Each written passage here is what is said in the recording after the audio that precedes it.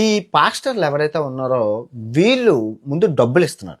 డబ్బులు ఇచ్చి అమాయక ప్రజల్ని బ్రెయిన్ వాష్లు చేసి, అందరూ కాదులేండి కొందరు, ఈ గ్యాంగ్ ఉన్నారనమాట. ఇదో పెద్ద వ్యాపారం అనమాట. వీళ్ళు 5,000, 10,000 రేషన్ అన్ని ఇచ్చి మతం మార్చి తర్వాత వాళ్ళకి ఈ బ్రెయిన్ వాష్ చేసి దశమ భాగం అంటే నువ్వు సంపాదించిన సంపాదనలో 10%. మీరు మీరు విన్నారు, ప్రతి పాస్టర్ చెప్పేది చర్చిలో అదే, దశమ భాగం దశమ భాగం. వీళ్ళు పని చేయరు, పాస్టర్లు పని చేయరు, ఏ పని చేయరు అనమాట. వాళ్ళు ఇచ్చే 10%తోనే వీళ్ళ జీవితాన్ని నెట్టుకుని పోతారు. సో వాళ్ళకి ఒక చర్చ్ ఉంటుంది, ఇంకేం అక్కర్లేదు. వీళ్ళంతా కట్టు బానిసలుగా చేసి ఇది స్కామ్ చేస్తున్నారు. సో ఈ విషయం నేను చెప్తే దగ్గర దగ్గర 40 మంది పాస్టర్లు అండి వీడియోలు చేశారు యూట్యూబ్లో.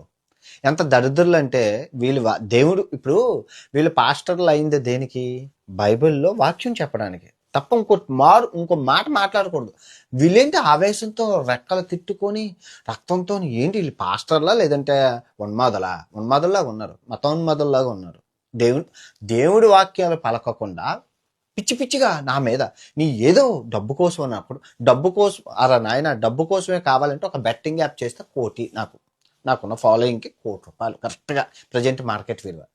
40 మంది పాస్టర్లతో తిట్టించుకొని చచ్చిపోవాలని ప్రార్థనలు చేస్తారంట. ఒకడు మారుమనసు పొందాలని ఎందుకు నాకు ప్రార్థన నేనేం చెప్పానని? ఇప్పుడు దేశాలు తిరుగుతున్నాను కాబట్టి అక్కడ ఉన్న స్థితిగతులు, ఏ దేశం ఏ మతంతో మారిపోయింది, ముందేం ఉండేది, అది చరిత్ర.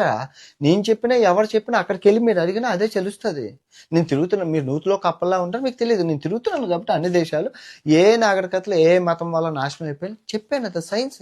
వీళ్ళు కూడా తక్కువ తినలేదండి, ఎదవల్లా తయారయ్యారు ఆ దశమ భాగం కోసం. స్కాము.